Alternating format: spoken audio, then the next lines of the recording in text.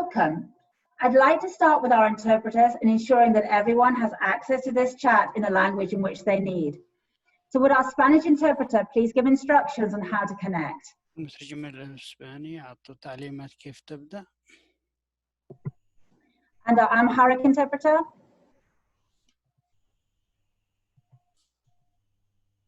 ጤና ይስጥልኝ እንኳን ደህና መጣችሁ ትርጉም ለምትፈልጉ በራሳችሁ ቋንቋ ማዳመጥ ትችላላችሁ And finally our Arabic interpreter.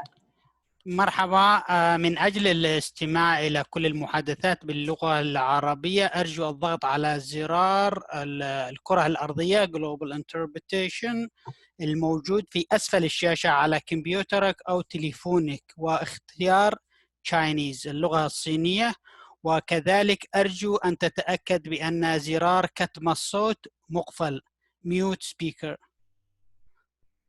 Thank you. You may proceed, Helen. So welcome to the ACPS Reopening Community Chat with PTAC representation. Thank you for making the time today to join us this afternoon. This session is also being streamed live on Facebook and it will be posted to the ACPS at Home website in the next few days. My name is Helen Lloyd and I'm the Executive Director of Communications and I'm your moderator today. I'd like to introduce my co-moderator today, who is Bill Pfister, President of the PTAC Teacher Advisory Council. And thank you, Bill, for helping to facilitate this chat and supporting our panel of PTAC representatives. Thank you for your service to the school community too. So let me introduce our host today, Superintendent of Schools, Dr. Gregory C. Hutchins, Jr. And Dr. Hutchins, would you like to say a few words? Thank you, Ms. Lloyd. One, I just want to welcome you all to this Zoom today. I'm hoping that it will be engaging. You will get a lot of questions answered by our wonderful panelists. If you all don't know this, our parent voice is so important to our decision making, and we really value the input that each of you have provided thus far and will be providing today on our Zoom. I'm just looking forward to a very engaging discussion. Thank you, Dr. Hutchins. Thank you, Dr. Hutchins. And Bill, would you like to introduce our PTAC panel today?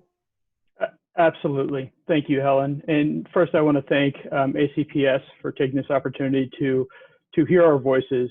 But I also want to thank my fellow PTAC board members, but also all the PTA representatives for helping to guide the community voice so that we can all hear what is important to our community. So I'm going to go down the list of names here.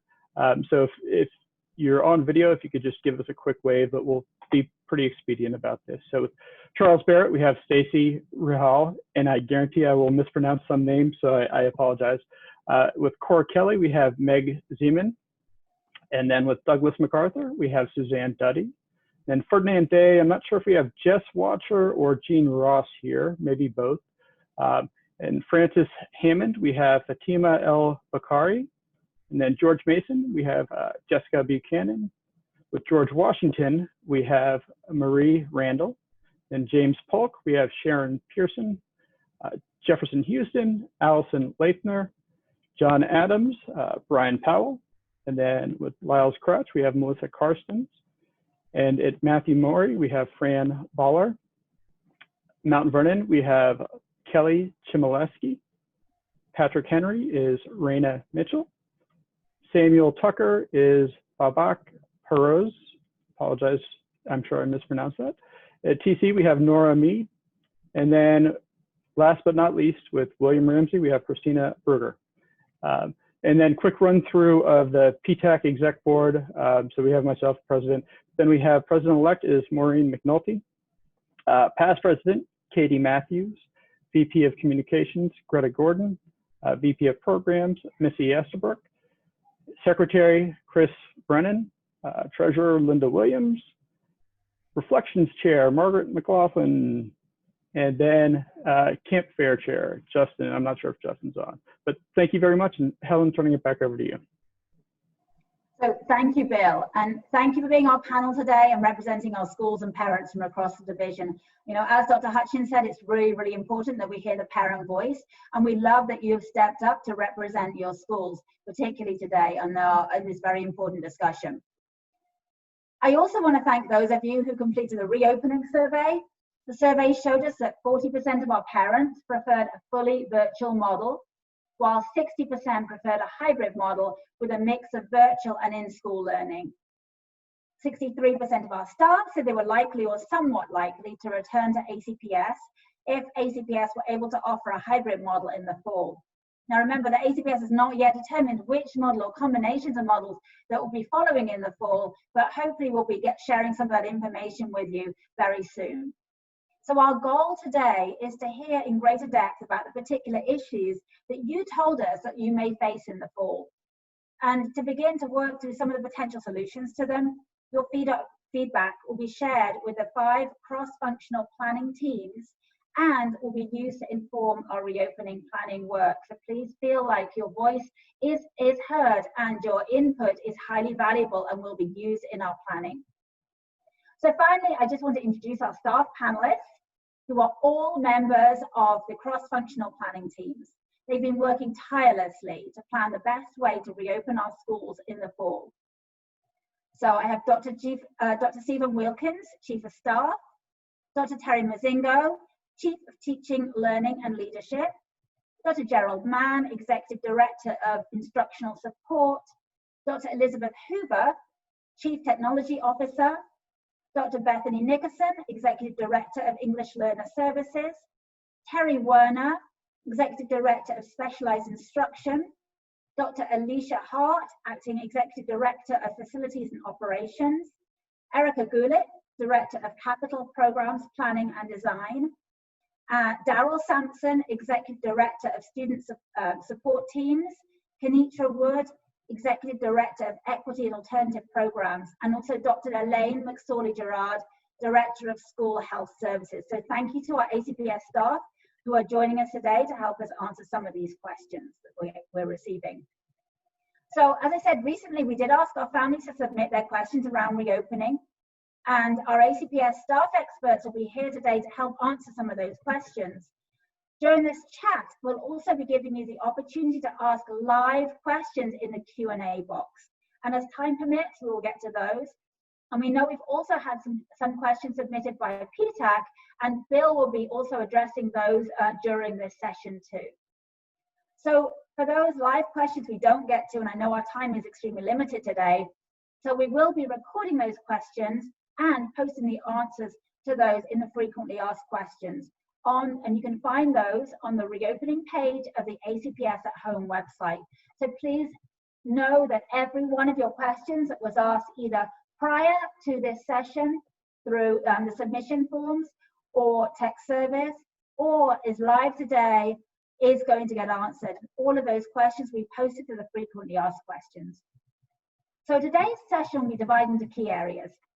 The topics for today's session will be primarily health and safety, the delivery of instruction, logistics, transportation and movement around buildings. And feel free to post your questions on these topics in the Q&A box as each topic is addressed. So I want to start, however, by addressing a topic on everyone's minds right now. And that is the options that might be feasible for reopening in the fall. We've received many questions around potential models and that we may use to reopen in the fall. So let's start there. So Dr. Hutchins, I'm going to turn it over to you, and perhaps you could help us out with the first question and talk a little bit about why we are unable to offer a traditional model this fall. Thank you, Ms. Lloyd. And one thing that's very important for all of us to understand is that who would have thought that we would even have our school buildings closed now, right? So I don't think we're ever going to go back to what a traditional opening looks like, to be honest with you. I really think that we're going to all have to get into a space and some form of acceptance of things have changed for the future of education, the future of how we just do business across the world. So one of the major reasons why we cannot open our schools in a traditional format is due to the CDC guidelines that have been set. In order for us to be able to provide the social distancing that is required to adhere to these CDC guidelines, such as the 6 feet apart, and face coverings and things of that nature in our schools, it is literally impossible to have all of our students and all of our staff returning to school at the same time on every specific day. So we have eliminated the traditional opening with everyone being at school pretty much already, because we can't adhere to those CDC guidelines. And as long as they're in place, we want to make sure that we are adhering to them, and that's just not going to be feasible or possible. I do think that it's important. I'm sorry, I was going to add something that, in addition to the question, was that I do think that specifically when we're talking about these two models, the hybrid model and the 100% virtual, we really want to understand that our goal is to determine what is feasible, not necessarily what we think is better, right? This is not what's a good choice, what's a bad choice. This is really about what is going to be feasible for us to do when we reopen our schools this fall. And when we're talking about feasibility, we're specifically looking at, there are several constraints that we have for either one of these options. For example, our human capital, meaning our staff. Are we going to be able to have all of our staff members available for any type of in-person instruction that we are planning to have, in the future? We need to think about our personal protective equipment, or PPE. Like, are we going to be able to have all of the face coverings and things available for every single one of not only our students, but also our employees? Because that will need to be a requirement if we have any form of in-person instruction happening within our schools. The funding piece, we just cut our budget by $12 million this past June. So funding is definitely going to be a key area. We're going to have to determine whether either option is actually feasible. And these are some of the constraints that we're having to look at. The health and safety of our staff, as well as our students. Some of our students and some of our staff members have compromised immune systems. They have family members at home who also have compromised immune systems. And we have to put all that into consideration. Childcare needs is another area that we have to put in consideration. We've heard consistently from our families that if we do 100% virtual, then what are we going to do in regards to childcare, because I have to go to work, right? So those are factors that we're going to have to put into consideration as well, to determine what is actually going to be feasible for us. I do want to make this final point and turn things back over to Helen, because I just know these are some of the pressing things that a lot of people have asked, and I wanted to get that out off in the beginning when everybody's alert and listening. And that is, Dr. Hutchings, why are we waiting so long, right? Why is it that we're not releasing our plan and everybody else has? And I just have to say this, everybody who released their plans earlier, look how much confusion has been caused and how many times they've had to change their plan publicly. I mean, just go back and look at that research, right? We, from the beginning of June, we did not do this haphazardly. We were very intentional about the timeline that we set and the different sprints that we developed. And these sprints are different milestones that we were planning to have along the way. That was all intentional. We started with our thought partnership and bringing in, our community leaders and our city officials and our, our staff coming together to really determine, looking at the VDOE, the Virginia Department of Education, the CDC, Center for Disease Control guidelines, and determining what are some other factors we're going to need to look at as a school division before we open. When we went through that thought partnership, that led to our cross-functional planning teams, which are over 100 individuals who we are calling and who I truly believe are experts in this work. We are intentional, or very intentional, about the people we needed to be a part of the cross-functional planning team, because they have a background in whatever project or whatever team that they have been put on. And it consists of a lot of different stakeholders, from parents to students to staff members to community leaders to doctors. So we have experts who are helping us to craft these plans. And our goal is that each week we're providing and chunking information to share with our community. This Friday, we're going to be posting a board brief, giving kind of an update on where we are with our with our cross-functional planning team.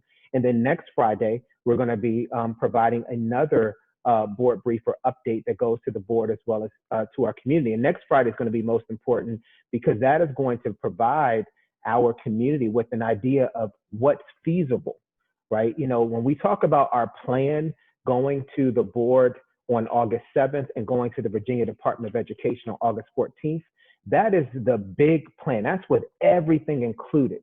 We want parents next week, next Friday, when we're giving an update, for you to have an idea of what is feasible for us. That is when you're going to be able to say, okay, well, now they're saying this is the option that's feasible based on our constraints. You're going to know that next week. And then we're going to be polling our families on August 4th, which is that following Monday, just to get an idea, not necessarily of what option, because at that point, there really is not going to be an option in regards to the feasibility. It's going to be, this is what's feasible, and this is why it's feasible, which is going to be very important for our families and our staff to know. But then there may be some other information that we're going to need from you based on what's feasible for us in the fall. That's what that survey or poll, really it's not even a survey, it's more of a poll that we're going to have on August 3rd. But I wanted to get all of that pushed out there now because that was a lot of the hot topics that are going around amongst our community. And in order for us to continue to have the trust that we have gained a significant amount of trust over the past few months. We are staying true to what we're saying. We're not changing up everything. If we're saying we're delivering something to you all, we deliver it at that moment, you know, to let you all to stay informed. In order for us to continue to have this trust, we have to be methodical with our approach, and we cannot be reactionary, and we cannot do things because other people are doing it. I mean, what would it look like as a superintendent? I was standing before the board and said, well, we're going to do 100% virtual because the other school divisions are doing it, which we may do 100% virtual, but I want to be able to say, and we're doing it because of X, Y, and Z, not because of everybody else. I want to be able to lay out specifically why that option is the most feasible option for the school division. And then we also want to be able to provide our community and our staff with information regarding the supports that we will provide, being that this is the feasible option for us, so that we have answers to your questions when we're releasing our plan and not releasing a plan with no answers. So thank you, Dr. Hudgens. Thank you for that great overview. That was really, really useful. So I just had a follow-up question. So with other school divisions in the area announcing that they are going 100% virtual for the first quarter, at least the first quarter, would it even be possible or feasible for ACPS to do something different? I think there's a number of things that we may have to do differently. So for example, even if we were to select 100% virtual, right? There are still some of our students who might need more than the virtual learning experience. And we have to shift from, you know, from March to June, there were a lot of lessons learned, you know, on our end. I mean, first and foremost, I just have to say hats off to our team for everything that they have done. Like, I want you all to know you all are rock stars. I look up to our staff who like really rolled up their sleeves and got things done because we were forced to do something overnight. We were forced to become a virtual school division, literally overnight. Nobody went to college or graduate school, including the superintendent, to operate virtually. None of us did. So we were learning. But through this process, what we've learned is that we're going to have to go from being more of having this like equal access that we've had from March to June, meaning like everybody had technology, everybody needs to have internet service, everybody needs to have a learning packet. And we have to shift now into a more equitable access. What is it that this family needs? So yeah, everybody needs technology, everybody needs learning packets, but some families might need a training session on how to use this learning packet. Some students might actually need some form of in-person at some point, and it can't just be virtually, right? For whatever reason, because there are a lot of different needs that our kids have. Some families might need childcare. So we're going to have to partner with Campania, and we're going to have to partner with RPCA, which is our recreational program, you know, throughout the city, which we're doing this summer. So now we're having some experience seeing that it can work, right? But we do still have to collaborate and put these things in place. So honestly, yes, we can adopt, you know, the 100% model or the hybrid model, we also will need to make sure that we're providing some contingency plans for certain needs of our families. So I think we need to adopt, or we need to have the most feasible plan, but we also need to find ways to meet the needs of our families and our students and our staff, in addition to whatever is most feasible for us as we move forward. I don't know if that answered your question, Ms. Lloyd. It does. And also there's actually some other follow-up questions coming in, and that is, has ACPS considered starting the school year with middle and high school students potentially learning virtually, and those who are younger students potentially being in classrooms? Are we actually considering that model at all for the fall? So absolutely, and I'll have Dr. Mozingo, our Chief Academic Officer, or our Chief of Teaching, Learning, and Leadership, because her title has changed, to elaborate on this. But yes, we have had discussions around multiple scenarios, one being elementary school students coming back in person and high school students being virtual, or secondary students being virtual. And Dr. Mozingo can elaborate on that. The one caveat to that is that regardless of what models we believe sound good and even seem most rational, right, it still has to be feasible. Are we going to have enough elementary school teachers to do that, or staff to do that, right? Are we going to be able to accommodate the transportation to and from school to make something like that work? Because now you're going to be looking at students being on a different bus route because it's not to the school that's in their neighborhood or the school that's in their zone, right? If we're using every school for elementary. So there's so many additional factors that are, I love the hug that just happened, Linda, that was cute. I think it's so important for us to make sure we recognize and realize there are other factors, that everything that sounds easy is just not easy. This is probably one of the most complicated, I believe, situations that I know I've been in my entire life, and all of my superintendent colleagues that I've spoken to as well, that we've all been in, because there's so many uncertainties with this whole reopening plan. There isn't a kind of like one way is going to fix everybody's problems. We all have different problems, and we all have different populations that we serve and different concerns that our families and our staff members have. But Dr. Mozingo, I don't know if you need to elaborate on what I've said. I got excited and I kept talking, so. Yes, very good. Okay, I certainly will elaborate just briefly. Just a little background. So the cross-functional teams, particularly the one that is teams that are focusing on SEAL, they are also looking and studying and reviewing different types of schedules, right? For example, today I was in a session with them, and what they started thinking about was starting with different student types in mind, identifying different students with different needs. So one question was like, if you have vulnerable students, if you have students that need extra support, what might that schedule look like? And as Dr. Hutchins has already indicated, they also have begun to say, how do you meet the needs of the teacher in this particular schedule? How do you meet the needs of students given this particular schedule? And how do you meet the needs of families? It's a little bit more information right now that you probably would need to know, but what's important for you to know is that there are a lot of scheduling considerations, and they are looking at different schedules, different types of activities and strategies within the schedule, within the blocks of time. One of the things they have also talked about is how you also in these schedules, how you can also provide additional academic support for students. Many of you will remember in the traditional schedule, there was time for interventions and there was time for acceleration. So they're also working on what that might look like with the goal to present these feasible schedules and options on August the 7th. So yes, lots of consideration to different types of students and different types of needs, given the feasibility and considerations for moving forward. Thank you, Dr. Mozingo. And I know that equity is at the heart of everything that we are doing right now. given our 2025 strategic plan, but also it has to be, the equity has to be at the heart of all our reopening planning.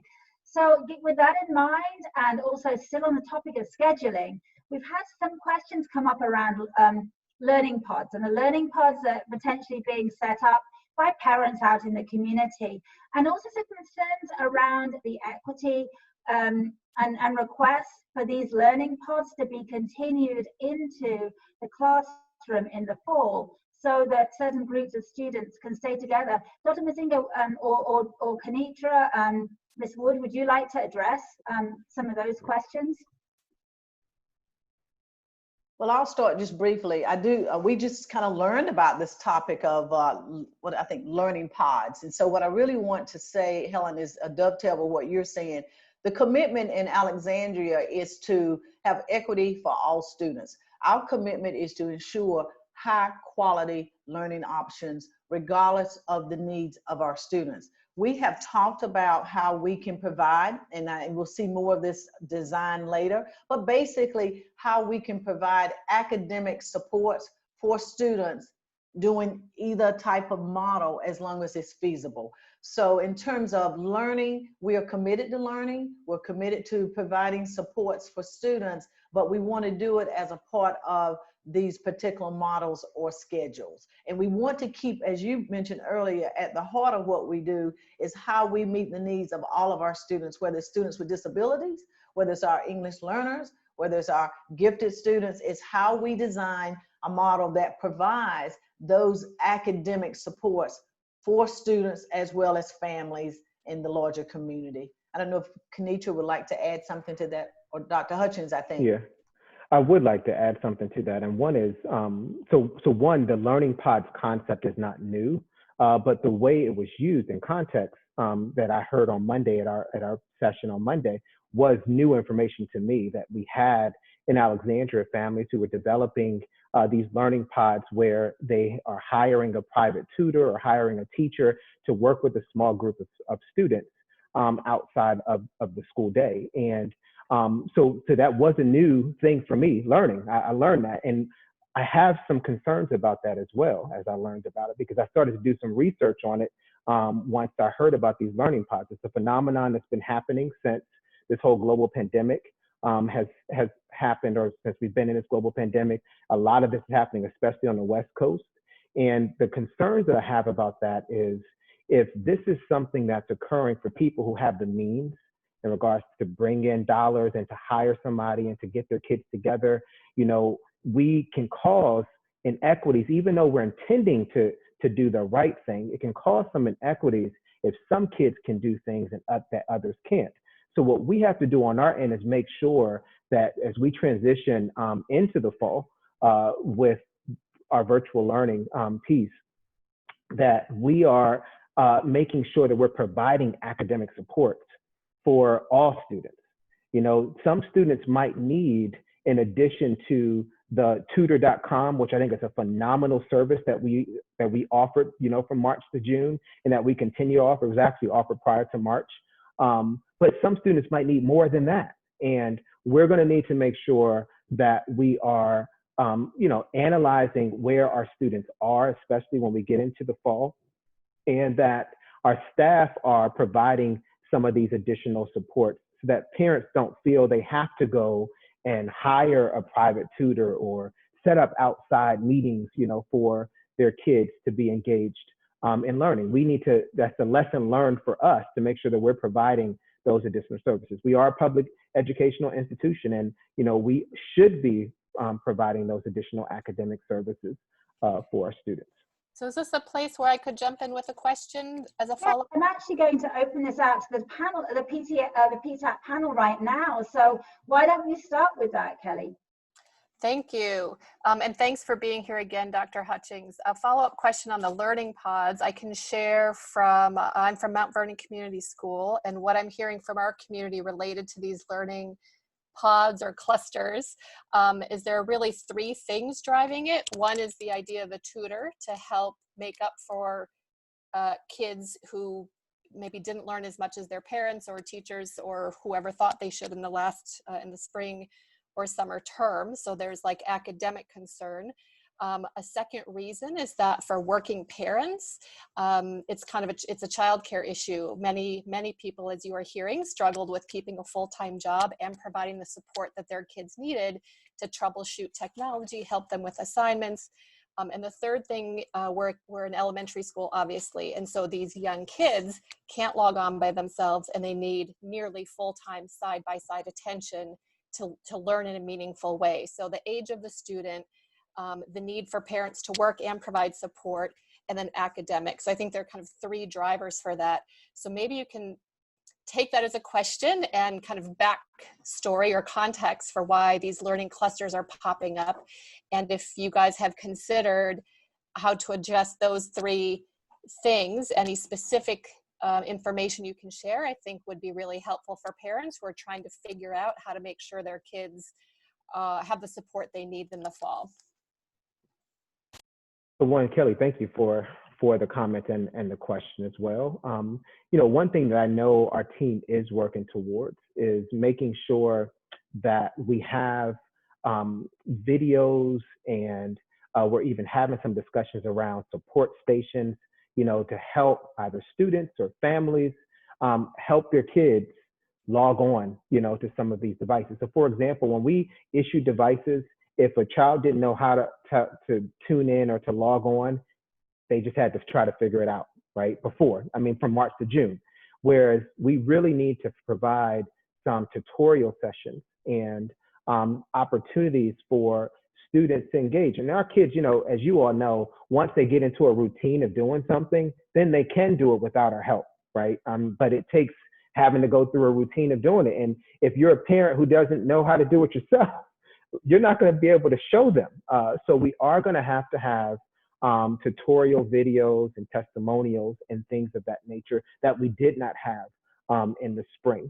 We're also going to have some different forms of professional learning for our staff.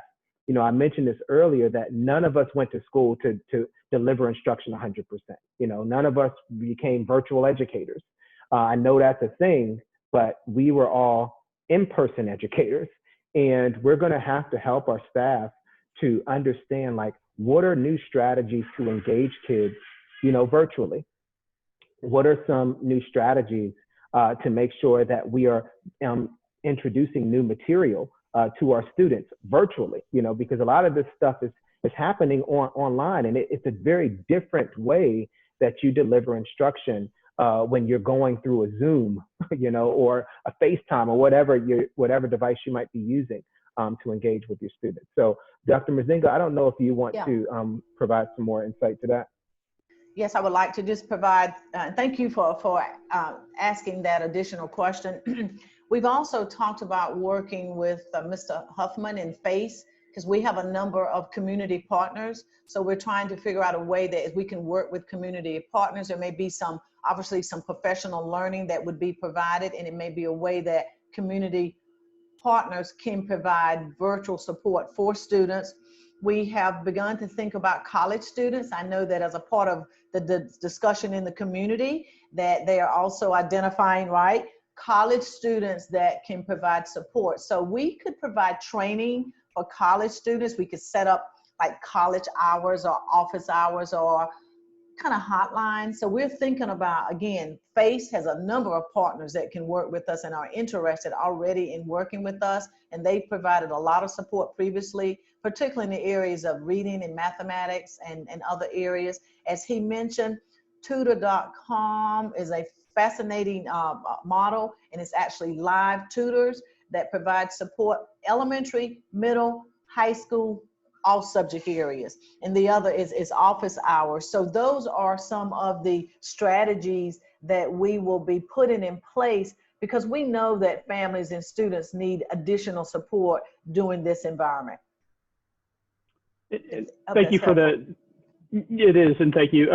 So do want to focus on models. We will absolutely be touching more on the delivery of instruction, and I think that bleeds into that, having that roadmap for what the curriculum looks like on even a daily and hourly basis, and I think that's needed. But do want to throw it back to the panel to see questions about models, questions, comments, concerns before we jump on to the next topic. I have a question, actually. Two comments or two questions, please. Dr. Hutchings, you've said a few times that we'll never go back to a traditional school model again. Do you mean that for the next school year, or do you mean that for the rest of our lives? That's one. And then I think some parents would like some clarification on that. And the second that I'm seeing from our community is we really appreciate the time y'all are taking to choose the models, but when you don't have it till August, mid-August, I think as parents, we don't feel like it's enough time to prepare ourselves, prepare our families, prepare our children. But I also don't see how it's enough time for the teachers and staff to prepare. Can you comment on that? So to the first question that you had, can you repeat that? The comments you've made about we will never return to a traditional school Sorry, model. I lost my train of thought for a minute. So yes, because I was thinking about your second question.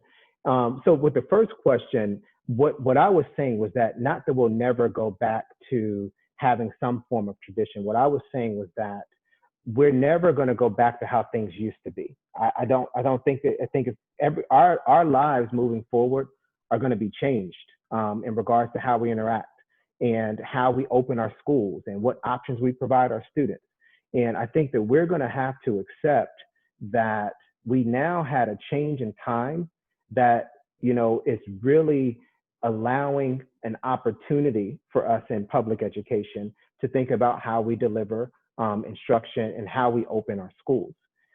So I didn't necessarily intend to mean that we are never going to have all kids in a school again, or all staff in our school again. I'm just saying that how we used to do business and how we used to open our schools and how everything was kind of like it happened the exact same way every year, that has been changed. And now we're being introduced to so many new things. I believe that we're actually going to be able to have more robust school openings. We're going to be introduced to things that we've just never thought about before in introducing our schools. It would behoove us to learn from all of this and not just gravitate to go back to how everything used to be. So I wasn't intending that all kids would never be back in school. I hope we all can get back into school one day. I don't know the date though. I don't know when that's going to happen. I wish I did. I would be a billionaire, everybody, if I did know. But I do believe one day we're all going to be able to be back in a school. I just think that it's going to look very different than how it has in the past, just because we now have so much more knowledge and information. We've been forced to, unfortunately, to be pushed out of our comfort zone. So that's what I meant by that. So I'm glad you asked that question so I could clarify so people didn't walk away thinking kids are never going to go back to school together. So I didn't intend that. The second question now, I forgot what you asked for the second question, Jessica. That's okay. I was a little wordy. We appreciate how much time y'all are taking as a staff to decide what's best for our school district, but the time of which decisions are going to be made does not, as a parent, seem enough time for myself to prepare my family and my children for a start school of whatever model, and then to train staff. Yeah. So okay. So let me answer that question. Teaching what? That's right. So so one, let me clarify the dates, everybody. August 14th is when we have to send the actual plan to the Virginia Department of Education, right? August 12th is when we're posting in our, the full plan of every little item that we have to the whole community in our ACPS Insider. August 7th, similar to what's going to be going on August 12th, is going to be presented to the board. On July 31st, families are going to hear what's feasible, right? Because they're going to be polled on August the 3rd. So everybody's not going to just hear everything on August 14th. You're going to hear, the real big thing that people want to know is what model's feasible, right? They're going to hear that next Friday, July 31st, right? So they're going to know that. They're just not going to have the full in our template that goes to the VDOE. That's just not all going to be done until August the 14th, and that's the day it's supposed to be submitted. But the information is already going to be available to everyone. This is just the submission date for the Virginia Department of Education. So I wanted to make that clarification to you.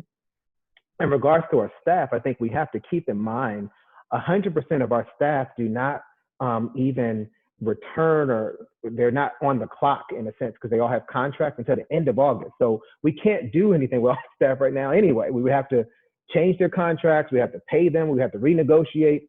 We can't do that. So we can't do anything with staff, with 100% of our staff, until a week before school, which we always have a full week of our professional planning, and typically we're setting up rooms and all that types of things prior to.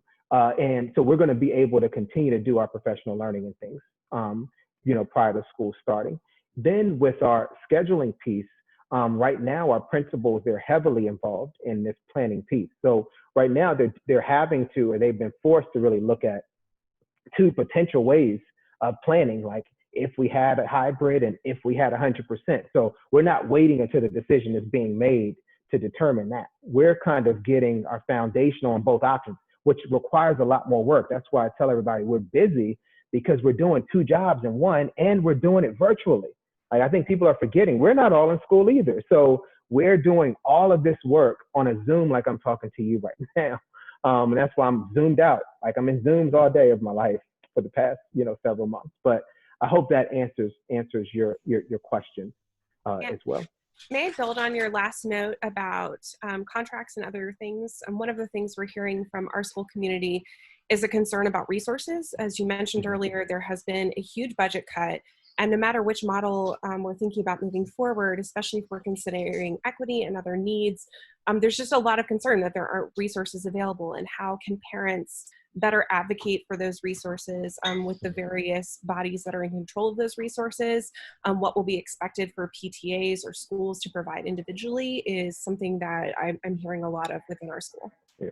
So we have a full finance team that is working on that. I know our chief financial officer is probably on this call. I just can't see him because there's a lot of different screens here for me, what I'm seeing. But I know that what we're trying to do is like repurpose some of our dollars, because everybody's not all in school at one time. There's also some things that we're not spending money on, right? Our utility bills are not as high as they used to be. There's a number of things where we're able to now take those dollars and put them in now stuff that we never knew we were going to have, like PPE. No one knew PPE prior to now, unless you were a doctor or a nurse, right? Now the whole world knows about personal protective equipment.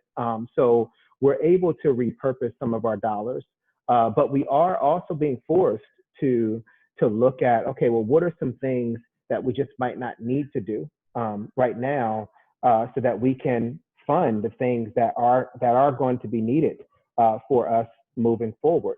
And some of these items are things we never thought of, never heard of, So we have been repurposing our dollars, and we have a full financial team that is looking in all of these areas. When it's time for us to, call in the troops, Bill's gonna be the first one that we call and say, Bill, all right, how do we get PTAC to help us, But we want to make sure that by the time we come to you all, we know what we're asking you to help us on. And right now, we're still working through what all the resources and things look like. Yeah, and if I can throw in the comment, so the issue about technology, internet access, you all were, fundamental in raising over $35,000 quickly to help support that. And I feel like there will be asks like that in the future, maybe not monetarily, but some kind of voluntary efforts. But looking at the clock, so overall, we're going to have so many questions, so many things we could talk about that we're not going to have time in this forum. Everything that's being chatted and the large volume of questions that PTAs sent in have all been compiled into ACPS. And I've seen some of the stuff behind the scenes, the questions coming in from the other sessions. There are volumes of pages to which will be answered through frequently asked questions and posted shortly.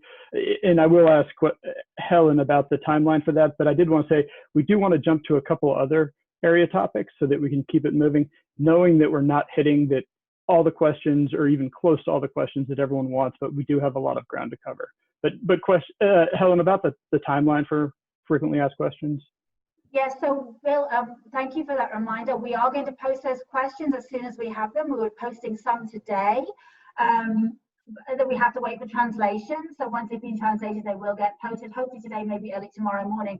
And then we will keep adding to those frequently asked questions as we get the answers to them. So it is really ongoing. Keep checking back, please. We will be updating them frequently. And then as we move through and we change potentially with our announcements, those also get updated then as well. So the website and the ACPS at Home website and the reopening page of that website is a great place to keep checking back to make sure that you're always getting the most current information. So thank you, Bill. And I actually want to move on to delivery of instruction. We're going to come back to our health and safety issues, I think, along with our logistics at the end, because I can hear from you that delivery of instruction really is a key topic that we want to make sure we get time to get to today. So with that said, I know our families really want to know that if we go with a 100% virtual learning model in the fall, how will it be different from the spring? I know we had to implement a learning plan very, very quickly when March the 13th came around and we had to close suddenly. So what are some of the lessons we've learned from that since then, and how are we implementing that? And I really want to kind of open the floor out to Dr. Mozingo, Dr. Mann, and also perhaps Dr. Hoover to answer this. Thank you, Helen. Good afternoon, everyone. And this question we have been getting a lot in the previous chats and even in our cross-functional planning teams. I'd like to just start off with, we know when we closed our doors, as Dr. Hutchins said, we all thought we were coming back in a couple weeks. We might just miss spring break. But as the VDOE, the Department of Virginia Education, came out with their guidance, that we needed to do, my words, no harm. And so students, if they were on target to be promoted to the next grade, would be. And so we changed our grading policy with the school board that for secondary, that it was a P or no grade. And then for elementary, we would use for their report cards or progress reports, introduced but not assessed. We know from the guidance from the VDOE currently that school, again, my words, is back on. So September 8th, we're back in school. And so that means that we also have to change our instructional approach. And so in the spring, we said we're going to be as flexible as possible. Dr. Hutchins gratefully said for most of the employees, they could work 20 hours a week. Many of us on the panel didn't work 20 hours a week. But we knew that flexibility was paramount because the pandemic was new and we're all trying to figure this out with the stressors of all being at home and everything shut down. And so we gave our schools great flexibility in their schedules that they could implement.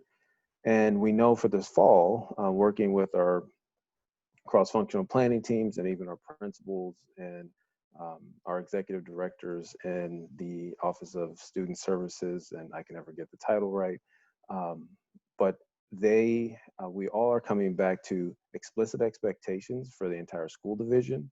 We know that live instruction is a must. We've lessons learned. It needs to be consistent across all of our schools, so we don't have some schools where students are having live Zooms all day, but then the other school, everything is asynchronous. We're developing teacher expectations in our cross-functional planning team, UNSEAL. We are developing student expectations. We're also looking at what feedback looks like in a virtual setting. We know that there were some issues at some schools with office hours where was there a structure to it? If I didn't have a question, was I going to actually have interaction with my teacher? So we're trying to make sure that we set the expectation for the entire division across schools that they know that synchronous learning must happen. A lesson learned from summer school is that if we have a 40 to 45 minute live lesson, that the teacher also records an I do section. That's where the actual instruction is happening. So if you need to go back, or if a parent doesn't know or doesn't remember how to multiply fractions, that they can go and see how the teacher actually did that. And all of us who are on this, we know our students can say, well, that's not how my teacher said it. So therefore, as parents, we all know that means that we are the dumbest people on the face of the earth. And so we don't want that to happen to you. So we know that we need to set division-wide expectations on what does asynchronous learning mean. That's what we're working on. We have a whole group doing that. What does synchronous mean? The expectations that live instruction from all of our grades needs to happen. We're doing that currently at pre-K through 5th grade for summer school, but also at high school and middle school to make sure that that happens. And then I'll just add that we had a great discussion yesterday, is looking at how do we make the scheduling helpful to students and the families. There was a discussion of how do we modify the day or the schedule where students can have 4 classes maybe for a semester, and that's a 4x4 block. So if you're a middle school student and high school student, that you're not trying to juggle 7 or 8 classes, you're focusing on 4. And then that also could lend, if we go back in January, hopefully, I'm not predicting anything, that if we did have to go all virtual, but at some point we know we need to go back in our buildings, that could also help with reentry. And so we're trying to make sure that we heard the parents loud and clear. There needs to be consistency around live instruction, our recorded videos, and then what are the expectations for asynchronous, and then also what does feedback look like across the entire school system. Thank you, Dr. Mann. And I have one follow-up question. So I know Dr. Huber's had to weigh in, but I just want to confirm. So we grading student work in the fall, is that right? Yes, we will be grading student work, and that is one of the committees that are looking at what does the number of assignments, and that's where actually the conversation of how do we reduce the student load, because we're looking at, so a student might have 69 assignments at high school or middle school for a class. That's a lot, even if you're in person. So that's where that whole discussion came up around feedback and grading. So that's a lot of work on a teacher, but also a lot of work on a family and a student. So Dr. Huber. Thank you. First, before I talk about what we're doing to kind of refine and improve from the spring, I do want to just express my gratitude to PTAC for really helping us address our issues around the lack of internet access and providing some families additional Khajiits. So thank you very much for that. But we are, regardless of the model, our work is the same because we have to go ahead and provide a technology infrastructure. So there's several things we're doing. One is we're expanding our distribution of devices. So now grades 2nd grade through 12th grade will have Chromebooks, and then pre-K, kindergarten, and 1st grade students will receive a tablet device. In the spring, we were having to do distribution of replacement equipment or Khajiits through the mail. We're no longer at a stay-at-home order, so we'll be able to set up physical distribution sites. So we're working on a plan for that, where students can come get their new devices and return broken ones or get replacement ones. One thing we've heard clearly, and I experienced it as a parent as well, the need to streamline our tools, our delivery platforms across the division and within schools. So a lot of work is being done to that, for that, because we need more consistent, we want to be able to help families across the division with the tools, and if we've got consistency, we think that will address some real issues that students had and families. One other issue challenge we had is with our Khajiits is distributing data to make sure everyone had data, the appropriate data. So we're looking at unlimited data plans for that moving forward, which will help. And then finally, having additional supports for families and students. We have been working on many tech tutorials, and we're having them in video and print in multiple languages. And we're looking at doing a series of webinars similar to this to help families with different grade levels and show them how to access tools and support them and answer questions in many ways.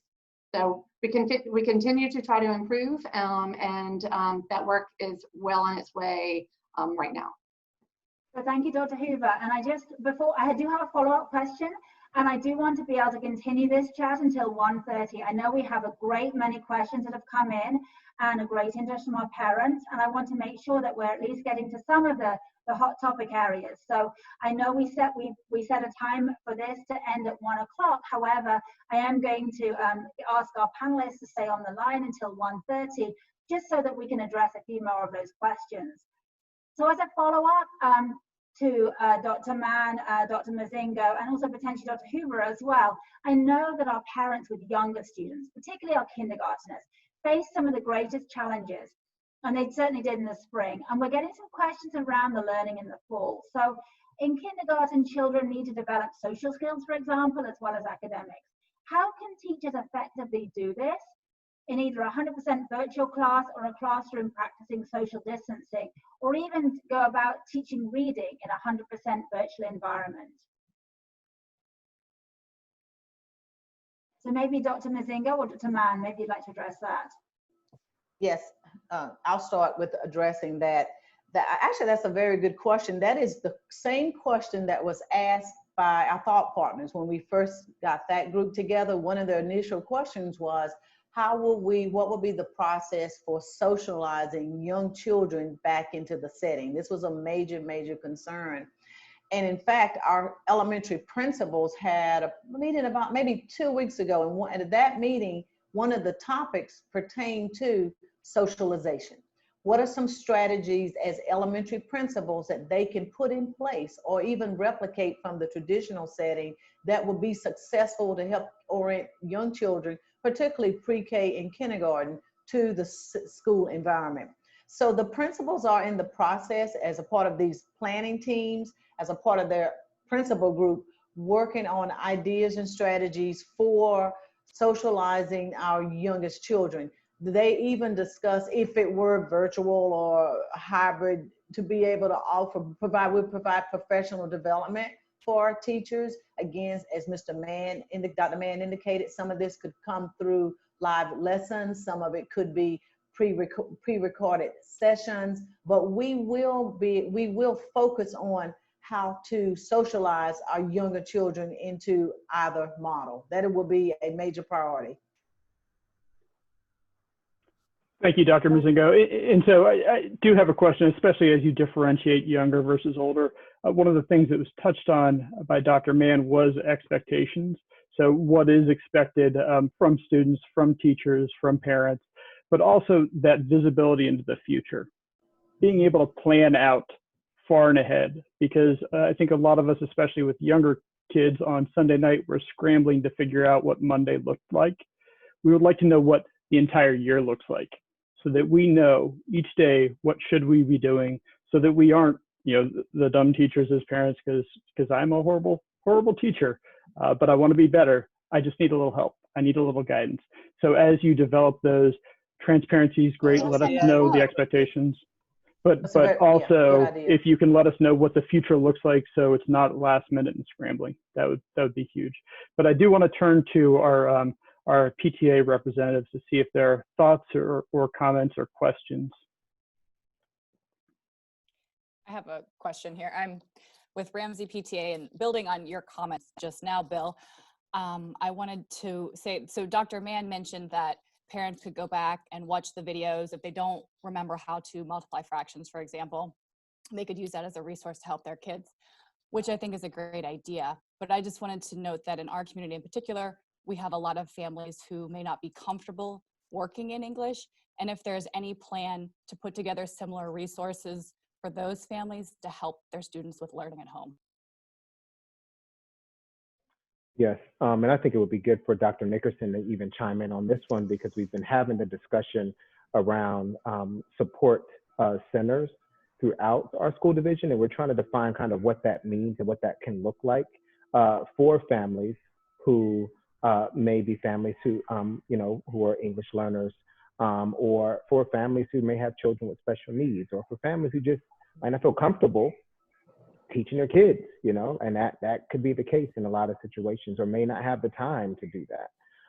So Dr. Nickerson, if you can maybe share out just some of the work that I know you and your team are doing. Yes, thank you. And thank you for raising that question. We are very concerned about increasing our outreach to families who speak a language other than English in the fall. And we have representatives from the English Learner Office and teachers as well on all of the cross-functional planning teams.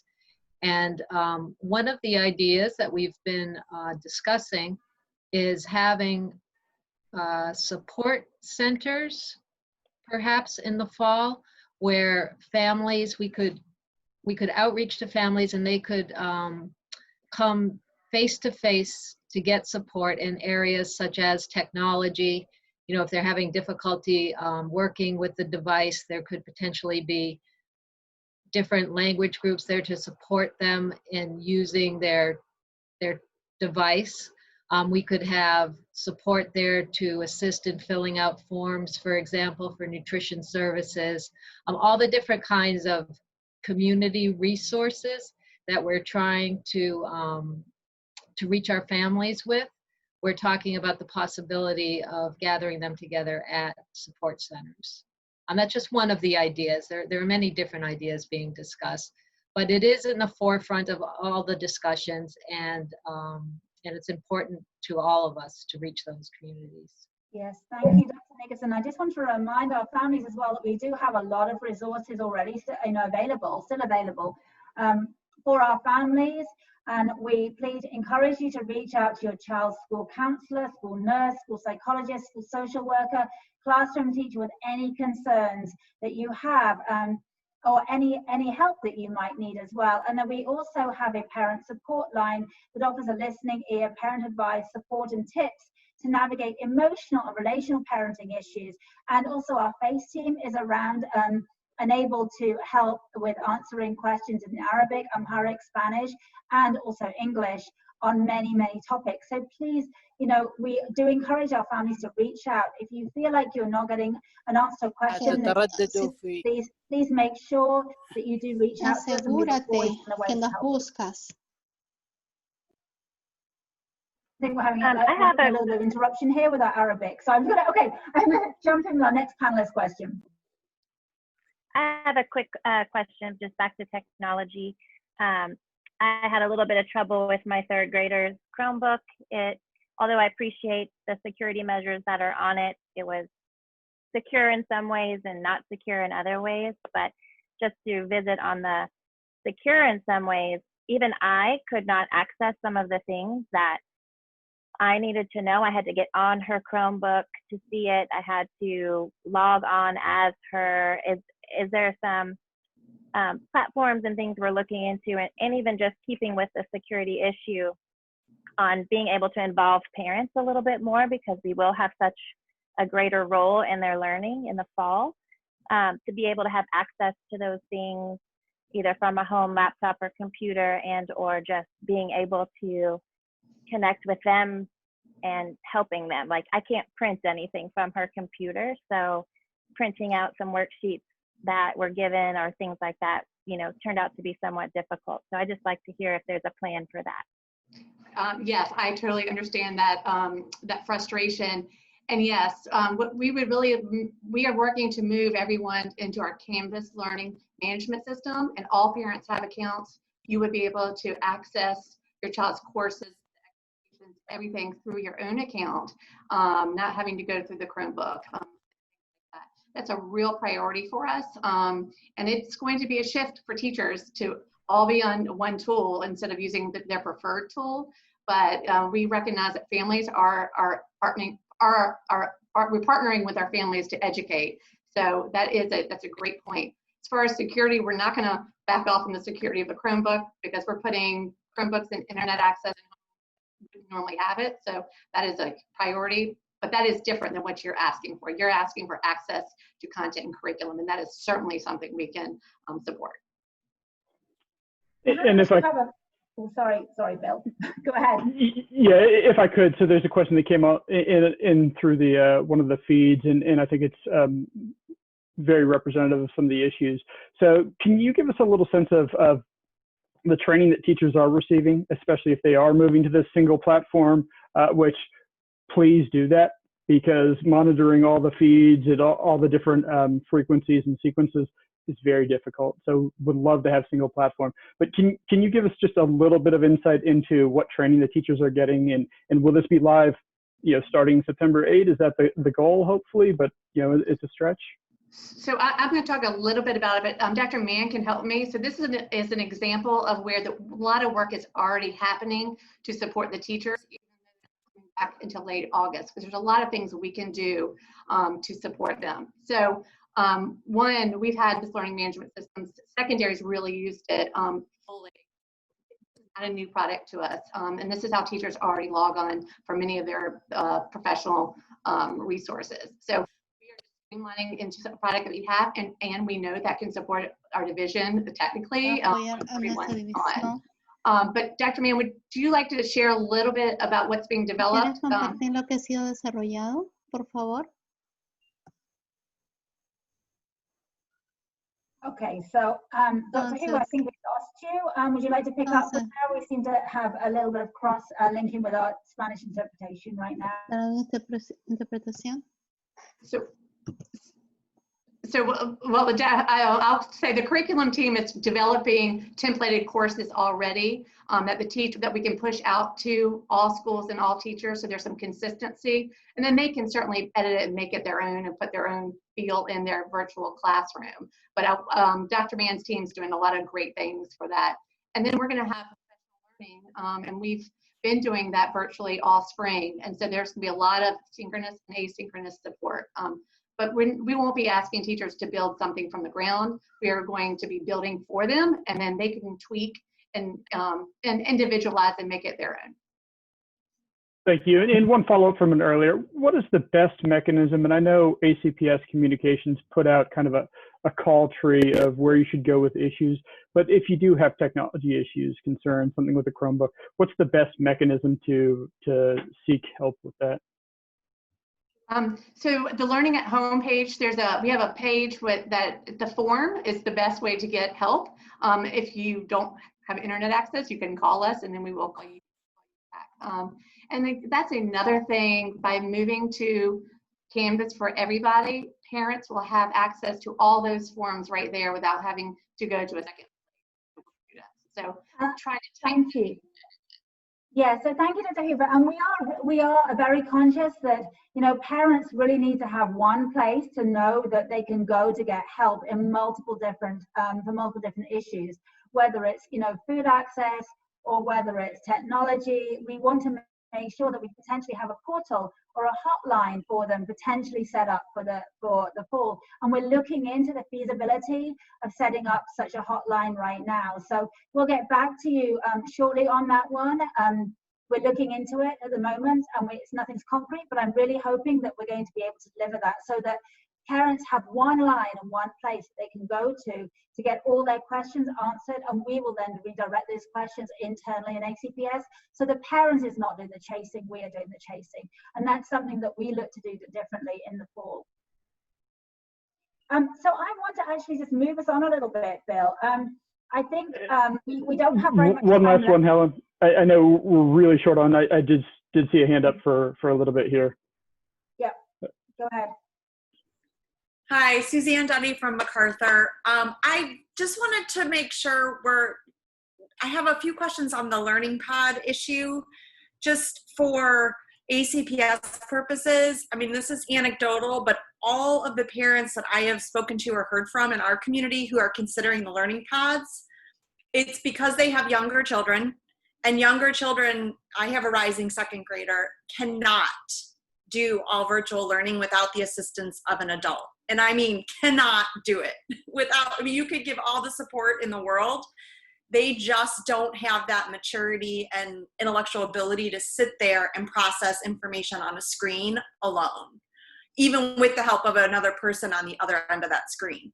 So I think that is a huge concern, especially for the K-3 age range, of not having any in-person learning time. And I do think the other concern is, based on how the spring session went, I think parents are concerned that there won't be enough instruction to satisfy a learning day, a full day of school, essentially. So without the assistance of another adult teaching at home. So I think if those two things are addressed, especially for the K-3, you'll see the concern and the need for Learning Pods will lessen. Yeah, so thank you, Suzanne. Great question. Feedback. I'm going to ask Dr. Hutchings or Dr. Mozingo to take that. Yeah, I was going to say thank you, for that. The point that I was making in regards to the Learning Pods is that families that are able to do that, right? And I'm not telling parents have the prerogative to do whatever they choose, right? I don't have that kind of control. But it does cause our equity gap to be even more pervasive. So what we have to do on our end is make sure, and this is what I mean by that. If you're able to put your child in a Learning Pod and you have parents who cannot, your kids are now, they're getting ahead, right? They're getting ahead, and it's getting ahead because you're able to pay for it. You're able to, know how to set up a Learning Pod. You know the people. That's a privilege that we all some people have, not all have, right? That some people have. So what ends up happening, the other students don't get that same access.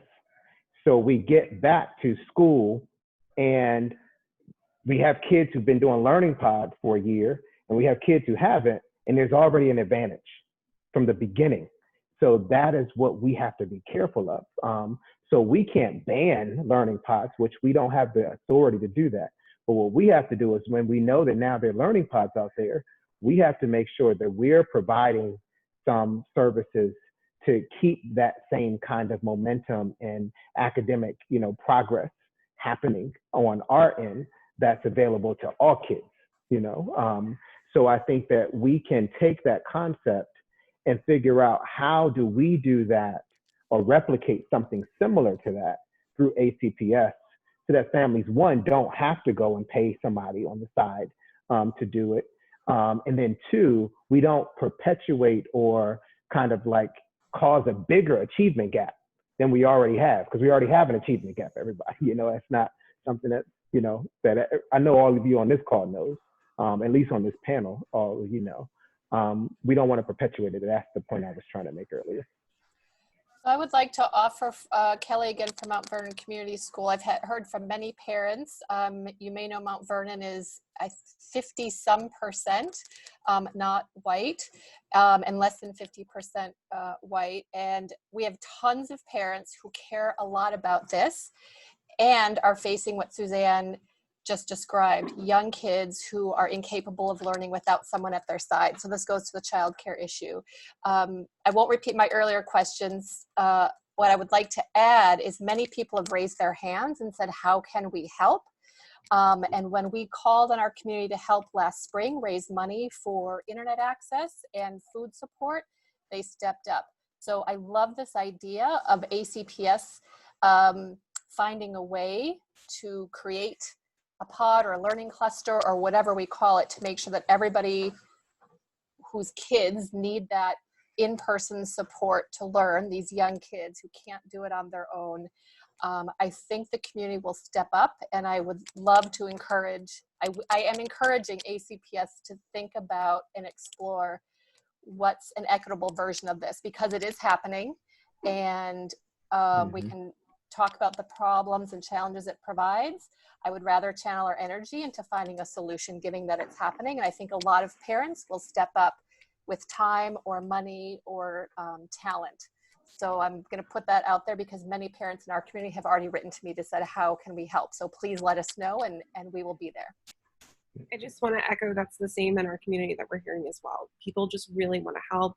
They want to think of creative solutions that maybe have not been options traditionally in the past. So it's, I think, out there among many communities. Yeah. And as we accepted your help before, I think as we accepted your help before, trust me, we will accept your help again. We just want to make sure we are getting help for things that we actually need. And it's important to do a needs assessment so that you're not, investing dollars and energy into something that is not something that we actually needed. So we're going to have to continue to do this needs assessment. And the I guess it's fortunate and unfortunate is that because we're in territory that we've never been before, we're learning new needs that we just never had before because we're trying all this new stuff.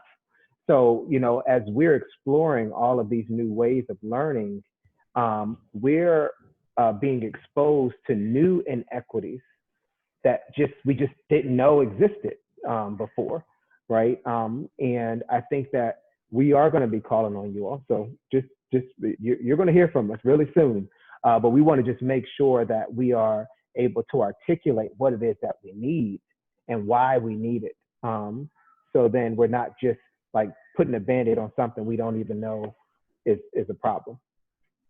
Yes, and I want to say thank you very much. And honestly, thank you so much to PTAC, who really has been a great, great partner throughout this process with us and throughout this crisis. And honestly, we really, really, truly value your support and your contributions that you've made so far to us. And again, there definitely will be those opportunities again in the future. Talking about partnerships, I just want to steer the conversation a little bit before we hopefully have a few minutes to come back to health and safety. But I just want to steer a little bit towards the creative use of potentially City of Alexandria space, and if we think it'd be possible to work with the City of Alexandria to use some of their spaces either for instruction during the day, should we move to a hybrid model, or would we adopt a hybrid model in the fall, and or for childcare options. Are we working with the City of Alexandria and Campania on childcare options? Oh, Helen, Dr. Hart, oh, there she is. Yes, thank you. Yes.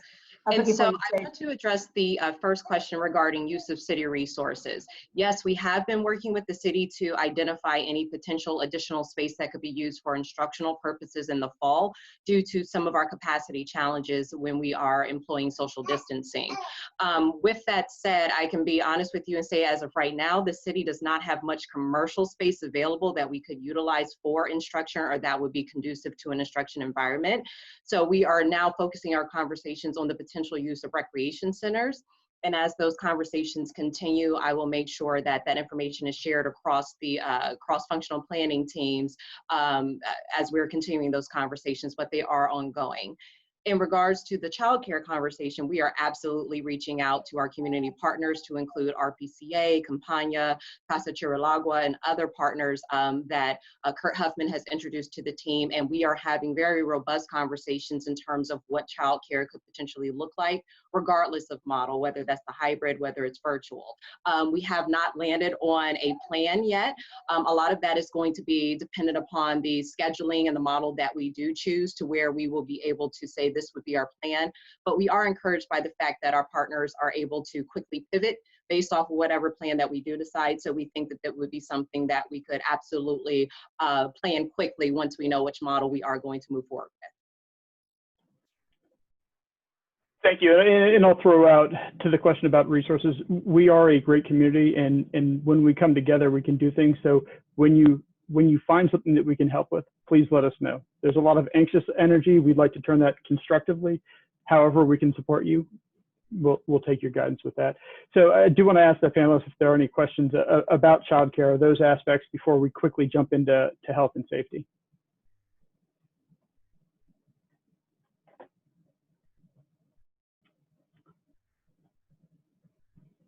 I think we're good there. So I do want to breach the subject by saying a question came in earlier about, so if ACPS Central, if staff isn't in the office, if they're working virtually, why would you expect students to do that? And my immediate reaction is, well, so this paradigm shift came about and told us something new, that we don't have to necessarily be in the office for a lot of jobs to be productive. That's different with early education. So there is this importance of getting back to school. And so everyone's threshold for what's an appropriate level of risk will be different. But at the same time, there is a value about getting back into school. But there are health and safety concerns, of course. That's paramount. Safety is number one. But I do want to throw it out there to see if, Dr. Hutchins, if you had some brief opening comments about the approach, but then also turn to the panelists to ask about where your concerns lie with health and safety.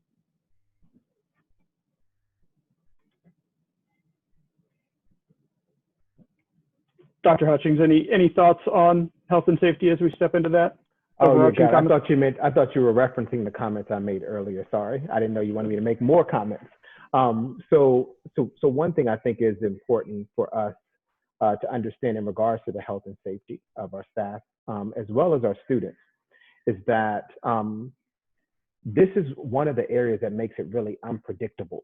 So for example, we do know as educators and also from the research that our youngest learners are going to learn best in person. Like, that is research based, that is a fact, I believe, and that's one of my beliefs, educational beliefs. But in addition to that, we have to think of how are we able to ensure we have the staffing to do those things, right? And this is why it has to get to that whole feasibility piece. And that's why, when I was talking to our team, just recently, and this week and next week, we're doing our feasibility studies for our models. I'm getting us to really focus on what's feasible, not what we think is best, because some things that we think are best are just not feasible with the constraints that we have right now. And it prevents us from being able to do something that seems really simple and easy that we know is the right thing, you know, to do. And so the point I'm just trying to make with this is our youngest learners, they do learn best in person. We have to still keep into account and put into consideration that we have staff members and we have, you know, the human capital resources that might not make things like that possible. So this is what this feasibility is all about. I don't know if I answered your question, but that's the point that I'm trying to make about the health and safety. Okay, and that's helpful. And I will say, in my real job, I work with an industry that's trying to return to the office, and we have found that what is one of the most helpful things is that trust, knowing that you will do X, Y, and Z on this course. So the more that you can share with us what that course looks like, what that decision model matrix looks like as this happens, we will make this decision. The more we understand what your processes and protocols are, the better comfort we will have. So therefore, I think the more trust we'll have in the system. So the more you can convey that, I think the community would appreciate it. Yes. And this is why, one of the reasons why the time is so important, you know, as everyone, they keep saying, well, why is it taking so long? This is why. If we're not able to have these discussions about the implications for our decisions, you know, we're going to be releasing to you all what we think educationally is just right without determining if it's actually possible to implement. So this is why I believe we're seeing a lot of school divisions change some of their decisions. Once you start sitting down saying, okay, well, how do we do what we just said we were going to do? You realize, okay, there are a lot of hurdles and constraints that may not make it possible. So we want to be able to, one, articulate what the constraints are. Two, we want to be able to express to you how we came to that conclusion, that something is feasible, you know, or not. And then we want to be able to share, all right, well, what are going to be the additional supports now that we're in this situation to help some of our families with their circumstances? And I don't think we're going to have 100%, you know, we're not going to solve 100% of the problems. I'm going to automatically tell you that up front. We're not going to solve 100% of the problems, but we want to try to solve as many as possible, you know, as we move into this reopening. So thank you, Dr. Hutchins. And I actually just need to wrap that up, actually, Bill. I'm afraid to say that we are actually out of time. We have 3 more minutes left. Do you just want to sort of finish your thought with Dr. Hutchins and then I'll close out? Because I know that we have a hard stop at 1:30 and I want to be respectful of everyone's time. So Bill, do you have sort of final conclusion or thoughts? Absolutely. And to quickly close out the thought with Dr. Hutchins, I would say don't let perfect be the enemy of good in terms of getting things out there, because more information for us to understand your thinking is good. We know it's not going to be perfect. We know it's going to change, and we're willing to change with you. We just have to know that everyone is working in that direction. But with that, I'm going to thank everyone who's joined us, the PTAC panelists, the community at large, and all of the ACPS employees who are doing an absolutely enormous amount of work, and we really appreciate that. But I'll leave it to Helen and Dr. Hutchins if you had a few other remarks. So just my final comments is I just want to say that imperfection is what we're embracing. So I need you to know that we're not, because I would never say perfect. At times like this, I will honestly tell you imperfection is what we have to embrace. And we are being extremely transparent. If people are following us with our ACPS, you know, insider information, if you go to our website, we're trying to post everything that we're looking through and all of the research that we are reviewing, you know, just to keep our community in a part of this process and a part of our thinking behind the scenes. We also have to keep in mind that even though people think we're moving slowly, we are trying to reopen our schools in a very, to me, concise period of time. You know, like normally you don't know what we're doing with your child's teachers or anything until the mid of August, right? Because we're working on all those things. We're still having to do that, and we're remote. We're working virtually.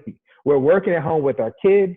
We're working at home with our spouses. We're working at home with the same stressors that our families have, you know, and I think everybody, for some reason, they just forget that we are human beings too. And that's the one thing about this global pandemic. it has impacted everybody, regardless of your race, regardless of your salary, regardless of your job. We're all being impacted in some way. And our team, I just have to say hats off to all of them, because in spite of, we are still working tirelessly to make sure we have the best plan possible for our community. So I'm just going to end by saying, continue to give us the grace, the flexibility, and have the patience, and know that we are going to make the best decision possible. You know, the best decision possible for now, because things do change every second of the day, it seems like to me, that we're going to make the best decision possible to ensure the health and safety of our students and our staff are at the top of our priority list. So thank you all for that. And I just truly appreciate you, Bill, all of our PTAC folks. Thank you for your continuous commitment. And I know you all get tons of emails just like I do. So I get it, and I know what you all are going through, but we're here to serve, and we're going to do what's right. Or what's best, really not what's right, what's best. Thank you. Thank you all. Thank you very much, Bill, for co-moderating this today. Thank you, Dr. Hutchings, for hosting it. If we did not get to your questions today, please be assured that they will be answered in the FAQ. You can find those FAQs on the ACPS at Home website and on the reopening page. And I just want to make sure that we'll be sharing, you know that we'll be sharing more details with you about our reopening plans over the next couple of weeks. Please keep referring back to the ACPS at Home website, and also look out for details in your weekly ACPS Express. We will be sharing information as we get it. So thank you for your participation today, and have a great afternoon.